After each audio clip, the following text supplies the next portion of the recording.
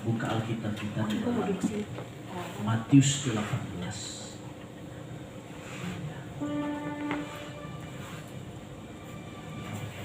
Matius 18. Kita perlu memahami ya kebenaran firman Tuhan. Kita itu kalau berdoa bukan sekedar rutinitas, tapi kita harus punya otoritas.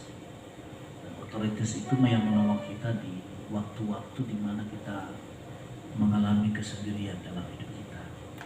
Matius 18 ayat 18 sampai yang ke-19. Ya sudah dapat semua. Kita baca ya. 2, 3. Ya. Aku berkata kepadamu, sesungguhnya apa yang kamu ikat di dunia ini akan terikat di surga, dan apa yang kamu lepaskan di dunia ini akan terlepas di surga. Dan lagi aku berkata kepadamu, jika 2 orang daripadamu di dunia ini, apapun juga permintaan mereka itu akan dikabulkan oleh Bapakku yang di surga. Ayat 20 kita teruskan. Sebab di mana 2 atau 3 orang berkumpul dalam namaku, di situ aku ada di tengah-tengah mereka. Ya, Matius 18 ayat 18 19 sampai 20. Nah, ini kalau kita baca di atasnya, ya, judulnya itu tentang menasihati sesama. Ya. Nah, di sini kita melihat Tuhan Yesus ngasih perumpamaan pemungut cukai dengan orang Farisi. Nah, orang Farisi datang ke rumah Tuhan dan menghadap ke langit sambil berdoa dan mengatakan, Tuhan terima kasih, aku ini gak sama seperti pemungut cukai ini. Saya bukan perampok, saya bukan pencuri, saya bukan pemabuk. Saya setia membayar perpuluhan. Ya. Saya berpuasa 2 kali seminggu. Dengan bangganya berdoa dengan cara demikian. Tapi pemungut cukai ini dia nggak berani melihat ke atas. Tapi dia memukul dadanya dan berkata, Tuhan kasihanilah orang yang berdosa. Nah, dari 2 orang ini siapa yang dibenarkan?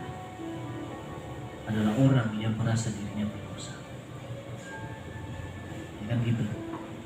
Nah, sebetulnya orang Farisi ini gak salah berbuat baik, tetapi perbuatan baik tanpa disertai dengan kasih, dia akan berubah jadi sebuah kesempurnaan. Ya kan? Oh, kita bangga, oh saya ini loh, begini, saya udah berbuat ini, berbuat itu, berbuat ini, itu.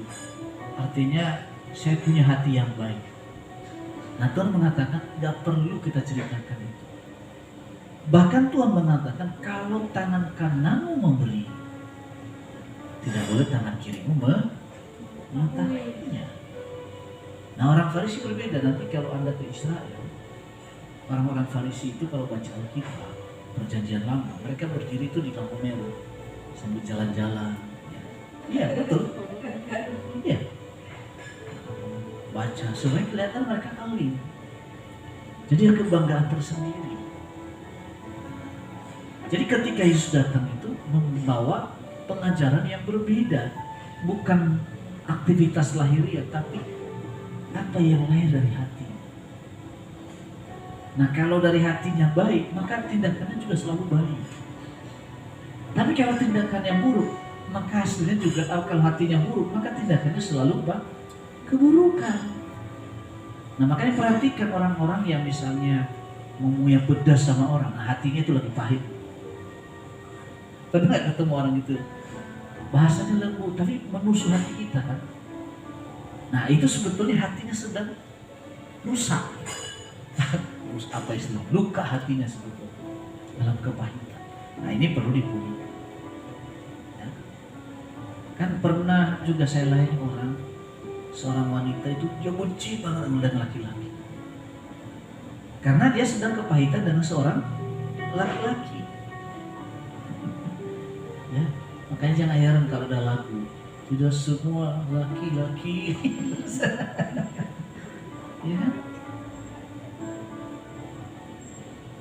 Makanya bukan Luna Maya, si Maya menciptakan lagu lelaki buaya.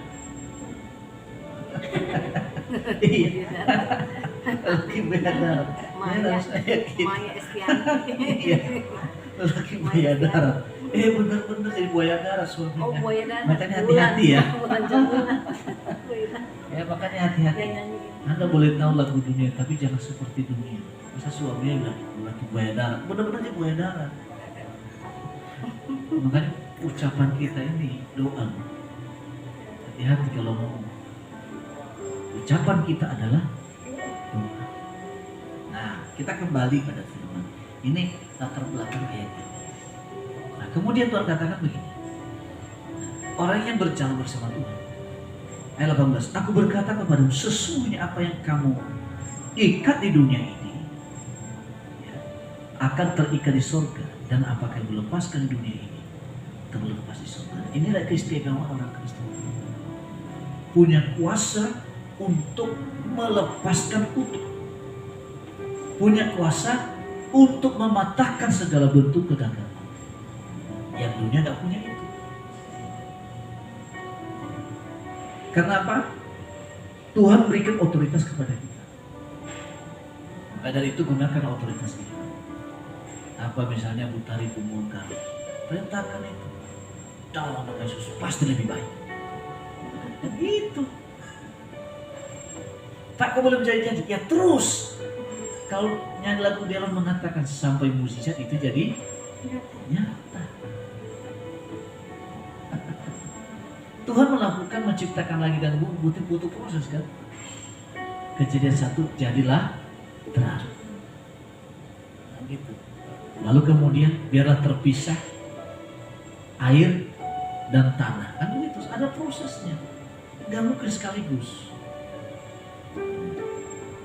Hari ini belum berubah. Ucapkan dari kata-kata iman. Besok belum berubah. Terus sampai benar-benar menjadi kenyataan. Nah itu dia. Kita kan menggunakan otoritas. Apa yang bisa kita kerjakan dengan tenaga kita, dengan pikiran kita, ya kerjakan dengan iman. Dia memperkatakan firman. Anak-anak saya nggak bisa kontrol 24 jam, ya kan? Tapi saya selalu berkatakan yang positif. Chelsea pasti menjadi anak yang terbaik. Pasti Chelsea menjadi anak yang dibanggakan oleh Tuhan. Semua yang baik. Nah, maka nanti hasilnya juga pasti baik. Percaya kan? Filipi 4 mengatakan semua yang baik, semua yang manis. Kita baca dulu Filipi 4. Ya. Ini harus menjadi pikiran kita. Filipi 4.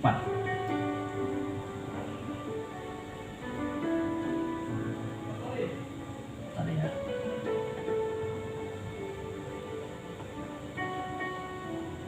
Yang dikatakan itu semua yang baik, semua yang mulia,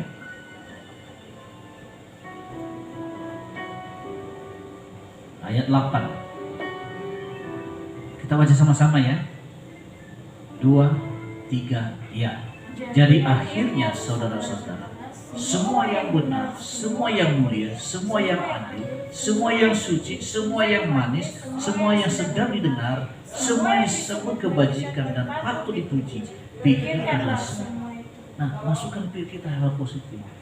Maka ucapan kita pun selalu positif. Gak usah masukkan ke pikiran kita kisah selebritis yang isinya gosip semua kan, isinya perselingkuhan semua, gitu benar nggak? Lagi maraknya sekarang ini Ari Wibowo dengan siapa tuh? Ingat? Istrinya. Adalah gosip bahwa Ari Wibowo itu pelit. Ada lagi mengatakan ada pihak ketiga dan sebagainya. Nggak usah dengar-dengar kayak gituan. Itu alas setan yang menyerang pikir kita. Nanti pikirannya lama-lama, jangan-jangan suami saya juga begitu ya. Nah itu. Makanya hati-hati kita mendengar. Ya kan? Suami juga curiga sama istrinya. Jangan-jangan istri saya juga punya orang ketiga. Ya ada anaknya. Nah, makanya perlu kita ini harus mendengarkan hal yang positif. Kekhawatiran berlebihan itu juga nggak baik. Ya. Setiap kita ada kekhawatiran. Khawatir masa depan, khawatir bagaimana keluarga ke depan. Pasti kan secara naluri manusia. Tapi kekhawatiran yang berlebihan, nah itu pintu di mana setan akan masuk. Ya. Zaman kita ini zaman aneh. Punya suami ganteng, khawatir. Ya kan?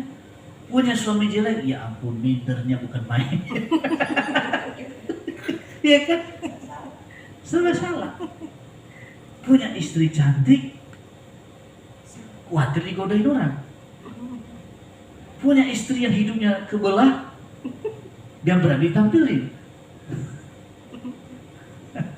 Manusia itu gak ada puasnya, betul gak?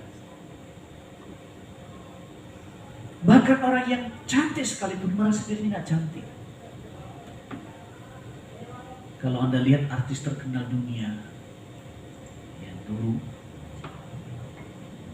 yang bernama Marilyn Monroe, artis dunia, penyanyi, aktris, dan paling cantik dari semua di zaman itu, tahun 50-an, 60-an lah ya. Masih cantik. Nah, artinya dia punya, segalanya dia punya, kecantikan ada, segi uang ada. Masalah cinta jadi kejar-kejar punya. Sampai 7 kali dia kawin. 7 kali. Iya. Tapi akhir daripada hidupnya, ya sebelum dia meninggal itu, Billy Graham bertemu dengan dia supaya menyerahkan hidup kepada Tuhan. Dia ngomong, siapa Tuhan? Nah, itu pagi hari Billy Graham ketemu dengan dia. Malam harinya dia mati dengan bunuh diri. Alasannya, tidak ada satupun yang menyayanginya. Ya, mati bunuh diri dan mengatakan tidak satupun laki-laki yang menyayanginya dengan tulus. Itu manusia, gak ada puasnya. Karena apa? Karena hatinya tidak dipenuhi tadi. Semua yang mulia, dari akhirnya saudara, semua yang benar, ya, benar di mana? Ya firman. Semua yang mulia, semua yang adil, semua yang suci, semua yang manis, semua yang sedang didengar, semua disebut kebajikan dan patut dipuji. Pikiran semua, pikirannya lain. Ini gak ada. Nah, kita berdoa itu seolah gak ada apa-apa. Sebetulnya kita sedang menambah secara roh. Roh kita sedang makan. Ya. Kalau visi kita aja makannya bisa nambah 2 kali, 3 kali. Tiap hari kan makan saja semani kan? Nah, roh kita seringkali sekarat. Ya makanannya ini tadi. Ya. Kita kembali dalam Matius tadi 18. Nah, kalau kita sudah punya semua itu, maka otoritas ilahi itu akan menjadi bagian dalam hidup kita. Sehingga apa? Kita mampu memerintah. Aku berkata padamu, sesungguhnya apa yang kamu ikat di dunia ini akan terikat di surga. Misalnya begini, jangan terlalu responsif dengan emosional melihat yang negatif. Misalnya kita dijelekan orang. Pertanyaannya, kamu merasa jelek gak? Ini. Nah, coba gunakan perkataan dalam segala perkataan yang buruk saya ikat kuasa dalam Yesus. Segala perkataan yang mengutuki, yang menghina, saya ikat dalam nama Yesus. Ya kan? Gunakan itu. Apalagi fitnahan. Segala fitnah berubah menjadi berkah. Segala fitnah dirubah menjadi promosi bagi saya.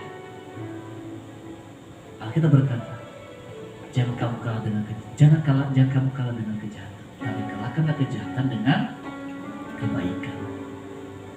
Bahkan dikatakan kalau seterumu lapar beri dia makan. Menyakitkan ya, udah nyakiti harus kasih makan lagi. Kalau dia butuh tempat tinggal, beri dia tumpangan. Nah, coba tuh. Tapi ingat selanjutnya, dengan demikian kau menaruh bara api di atas kepalanya. Unik, orang Kristen itu membalas kejahatan itu betul.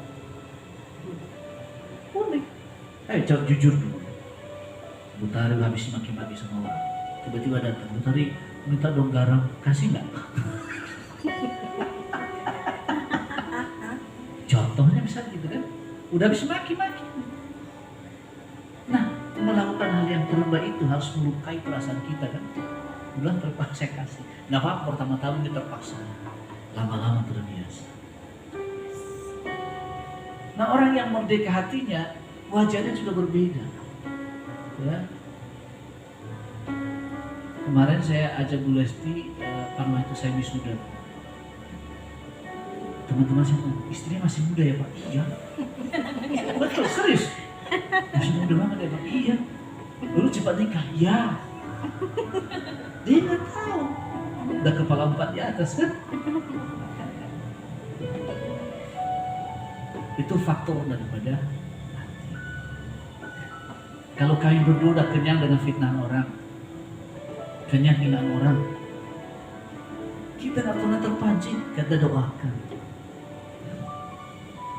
Ini loh, saya udah paling takut itu kalau misalnya ya, saya menyakitin orang. Orang ini gak balas dengan menyakiti, tapi dia balas dengan doa. Nah itu yang saya takutkan.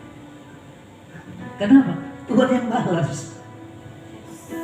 Jadi kami setiap disakiti orang, kami berdoa, mendoakan Tuhan berkati orang ini. Sadarkan dia Tuhan. Dan kalau kami salah ya kami perbaiki diri. Berani meminta maaf. Bahkan kadang-kadang gak salah pun minta maaf. Gampang gak minta maaf kalau gak salah? Gak gampang. Tujuannya apa? Supaya apa? Firman-Nya berkuasa. Saya berkata, dalam segala perkataan negatif, saya hadir dalam nama Yesus. Segala hal-hal yang buruk, saya tolak dalam nama Yesus. Sehingga Pak, hidup ini enteng. Ketika enteng hidup kita, penyakit juga menjauh. Penyakit bermusuhan sama kita, nggak mau dekat. Tapi kalau hati kita nggak beres, nah penyakit bersahabat dengan kita. Dan akhirnya kita menjadi langganannya dokter. Iya kan? Loh, benar. Alkitab mengatakan, jagalah hatimu dari segala kewaspadaan, karena dari situlah terpancar kehidupan. Hidupmu damai sukacita tergantung di hatimu tadi. Hatimu manis menentukan ucapanmu manis kepada orang lain. Jadi tidak angin-anginan. Ada orang yang angin-anginan kan? Semangat, tiba-tiba down lagi. Dia tiba-tiba demikian. Ya kita sini sih nggak ada, semua baik-baik aja kita itu. Berbahagia, puji Tuhan. Makanya saya senang, haleluya. Sudah baik. Nah ini, nah orang-orang yang punya hati dipenuhi dengan kasih Tuhan, orang-orang inilah yang punya otoritas. Dia nggak akan pernah patah semangat, terus berkatakan, saya ikat segala kuasa neraka, saya ikat segala penghalang berkat, saya ikat segala penguasa di udara yang mengganggu kehidupanku, rumah tanggaku, karirku dalam nama Yesus. Terkatakan dalam nama Yesus. Tapi kalau hati kita nggak beres, mencoba-coba menggunakan otoritas ini, setan ketawa. Hai. Ternyata kamu hebat juga ya, dia ketawain. Karena soalnya saya bawa orang ke Bali itu mengusir setan. Bukan setan pergi, dia rasuki dia oleh setan. 2 orang itu saya bawa. Saya lagi layani orang, gak jadi saya layani dulu mereka dalam nama Yesus. Baru saya layani. Kenapa? Ya karena hati semua. Itu Saya bawa lagi tempat syuting film yang ular-ular gitu di Jakarta sana. Saya belum nyanyi, tiba-tiba yang ikut saya itu langsung nyanyi karena ketakutan, dikata dia melihat mata yang menakutkan. Tapi saya nggak lihat, kenapa? Karena dia bukan teman saya. Jadi nggak berani perlihatkan diri karena bukan teman saya. Orang berani ngajin itu karena dia merasa teman ya Pak? Ya dia merasa orang ini bisa ditakut-takutin. Nah, dia nggak berani sama saya. Di Bali juga gitu, Pak kami lihat tadi di atas tuh ada hitam, tapi saya nggak lihat. Kalau saya lihat mungkin saya gundul turun, itu saya berani ngomong kan, tapi saya nggak lihat. Dia nggak berani karena dia bukan teman saya. Berarti dia orang yang bisa ngeliat makhluk halus itu karena dia nggak takut gitu. Iya, bukan karena teman.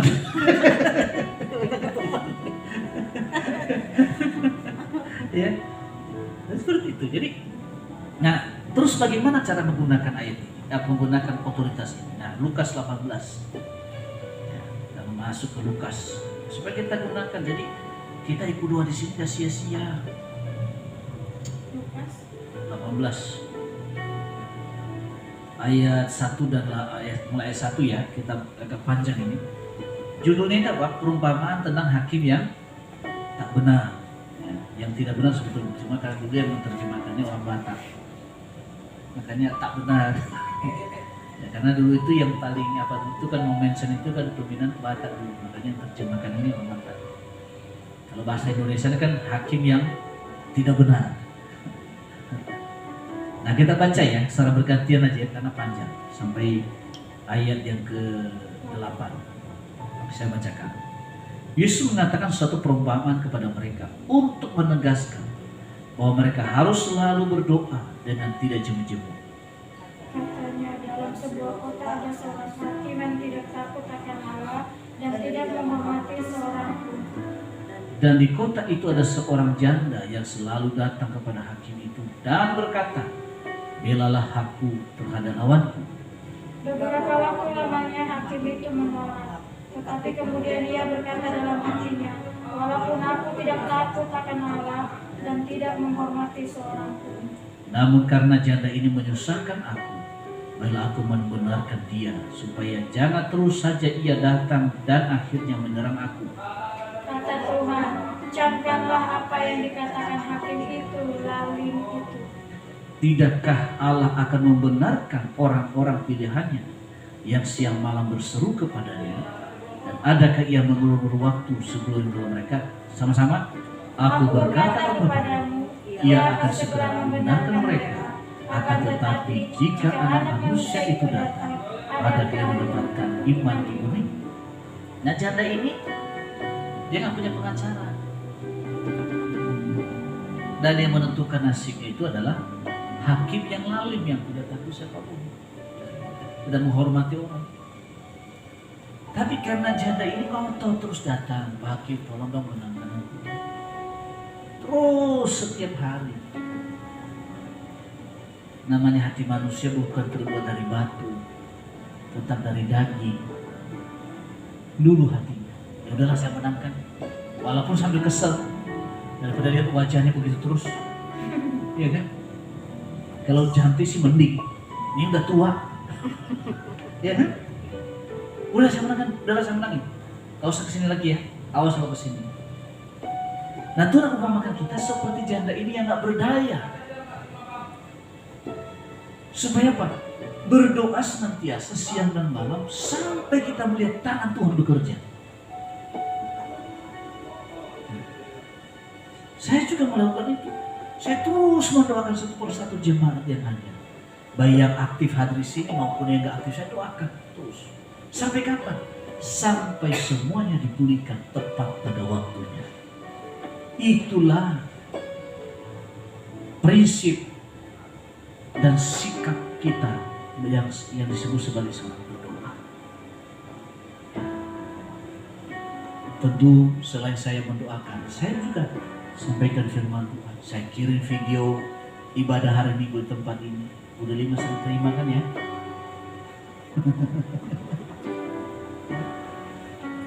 Karena Pak, iman itu timbul dari pendengaran akan firman.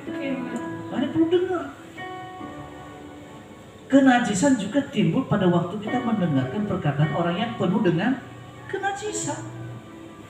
Makanya pilihlah teman yang memotivasi kita. Jangan pilih teman yang tukang gosip, tukang fitnah, apalagi tukang maki-maki orang. Hindari. Roma 12 ayat 1 mengatakan, jangan kamu serupa dengan dunia ini, tapi berubahlah oleh pembaharuan budimu. Sebab itulah ibadah apa? Coba saya buka ya. Saya nggak hafal tuh. Nah, Roma 12 itu. Yang begini.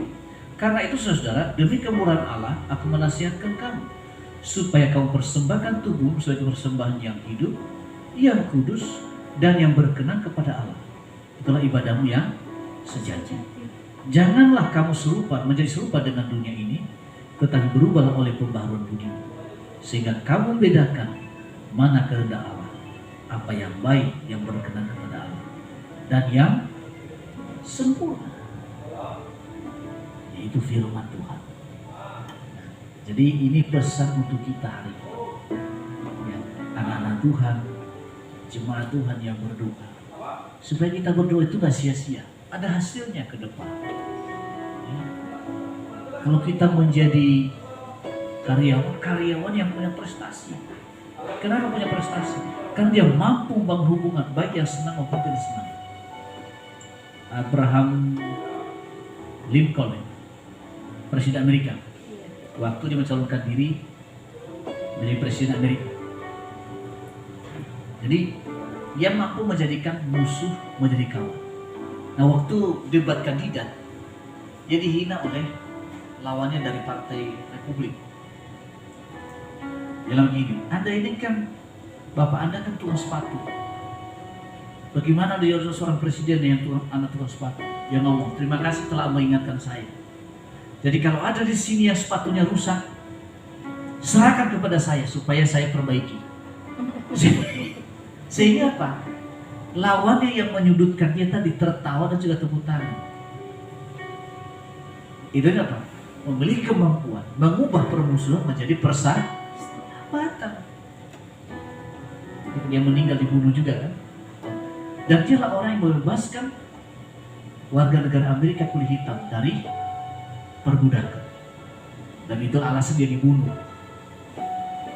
Presiden ke-16 dia, kalau salah. Biasa. Kenapa? Meskipun beliau ini tidak menonjol secara keagamaan, tapi hatinya dia nggak biarkan dikuasai oleh sebuah kebencian. Dia berjuang bagaimana mengubah permusuhan menjadi persahabatan. Jadi kita ini kalau kita punya prinsip seperti itu, nggak enak kita punya itu. Kemana aja nyaman dan aman. Amin, model 5. Terus semangat. Ya. Kan Iwan, aman?